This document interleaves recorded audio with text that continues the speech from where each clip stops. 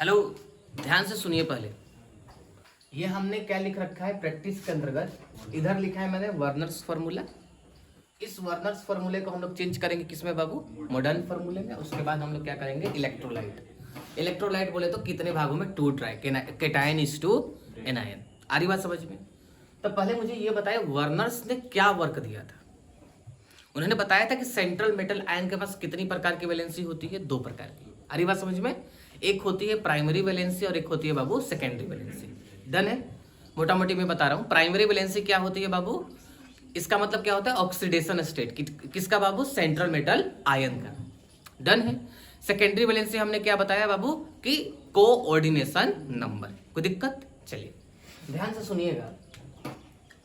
तो जब तक हमने सवाल में कुछ न लिखा हो, न्यूट्रल लिगेंड्स को हम लोग कॉम्प्लेक्स के कहां लिखेंगे बाबू? अंदर लिखेंगे। आ रही बात समझ में? और एक दो दिन पहले हमने एक चार्ट बनवाया था जिसमें लिखवाया था कि 3D सीरीज का हो, +3 का चार्ज हो तो कोऑर्डिनेशन नंबर हमेशा क्या होता है? 6 होता है। याद आ रही बात समझ में आपको? AU+1 हो, AG+1 हो तो कोऑर्डिनेशन नंबर कितना होता है बाबू? 2 होता है। बता रखा हूं। AU+3 हो, AG+3 हो तो कोऑर्डिनेशन नंबर कितना होता है बाबू? 4 होता है। आ रही बात समझ में? अब PT+4 हो, PD+4 हो तो कोऑर्डिनेशन नंबर कितना होता है बाबू? 6 होता है। जिंक हो गया, कैडमियम हो गया, मरकरी हो गया, +2 के साथ आता है तो कोऑर्डिनेशन नंबर कितना होता है बाबू? 4 होता है। आ रही बात समझ में? यदि वही ध्यान से सुनिएगा, यदि वो Cl और नहीं, मुझे ऐसे बताइए, पानी के साथ यदि आता था Na+2 और NH3 के साथ आता था, कोऑर्डिनेशन नंबर कितना होता था बाबू? 6 होता था। आ रही बात समझ में? वही Na+2 Cl- और Cn- के साथ आता था तो कोऑर्डिनेशन नंबर कितना होता था बाबू? 4 हुआ करता था। आ रही बात समझ में? इसमें थोड़ा यूज आएगा बाबू। आ रही बात समझ में? ध्यान से।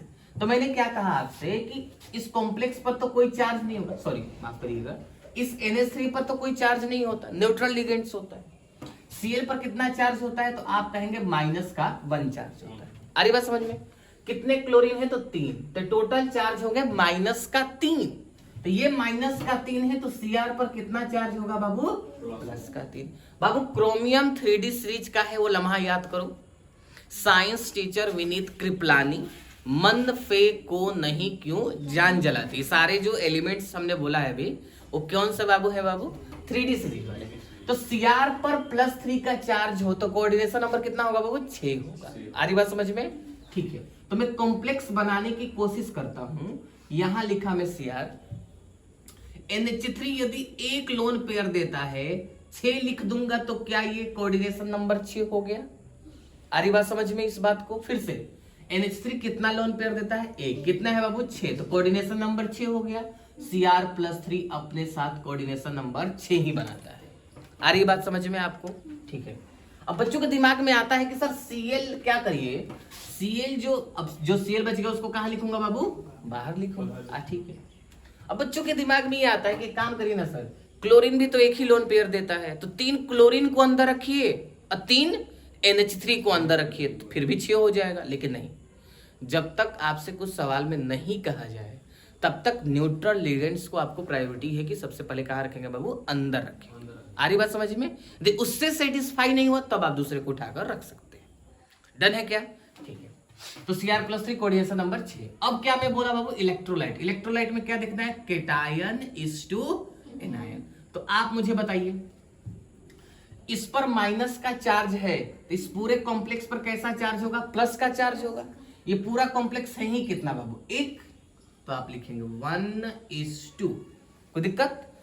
ये माइनस है, ये एनायन है कितना बाबू? 3। तो ये मैं लिख दिया 3। कोई दिक्कत किसी को इलेक्ट्रोलाइट में? 1:3 में कोई दिक्कत? वर्नर्स फार्मूले को क्या हमने मॉडर्न फार्मूले में चेंज कर दिया और उसको हमने क्या बता दिया बाबू? इलेक्ट्रोलाइट। दूसरा भी ध्यान से समझिएगा, चारों सवाल एक ही जैसे हैं। मैं क्या बोला? इस पर 0 चार्ज, इस पर -1 चार्ज, तो पूरा का पूरा चार्ज कौन लेगा बाबू? क्रोमियम लेगा। 3।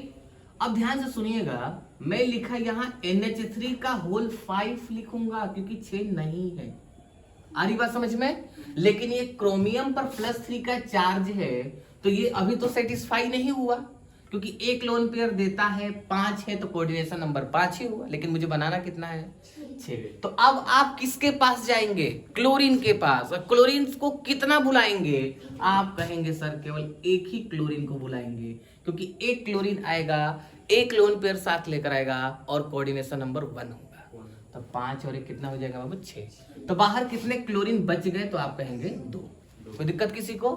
बाबू इलेक्ट्रोलाइट कितना लिखेंगे? कॉम्प्लेक्स पूरा कितना है बाबू? 1 है। एनाइन कितना है बाबू? 2 है। तो 1:2। कोई दिक्कत इस बात से? तीसरा सवाल और चौथा सवाल भी सेम ही है, जरा ध्यान से कीजिएगा। मैं लिखा Cr, फिर से बाबू -1, इस पर 0, तो -3 और इस पर कितना चार्ज होगा बाबू? +3। Cr NH3 का होल 4, 4 हो गया बाबू। 6 बनाना है तो Cl कितना अंदर लाना पड़ेगा? 2। Cl कितना बाहर रहेगा? आप कहेंगे 1। यानी कि इस बार जो रेशियो होगा कितना होगा? 1:1 का। कोई दिक्कत किसी को इस बात से?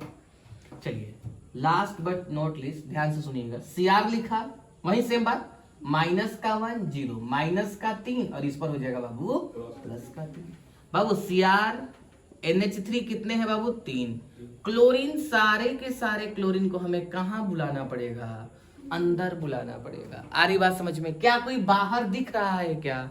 इसका मतलब ये तो टूटेगा ही नहीं। इसका मतलब मैं इसको लिख दूंगा नॉन इलेक्ट्रोलाइट। कोई दिक्कत? अब एक ही कॉम्प्लेक्स है बाबू, इसमें क्या केटायन H2 एनायन लिखेंगे यार? आ रही बात समझ में? जल्दी लिखें।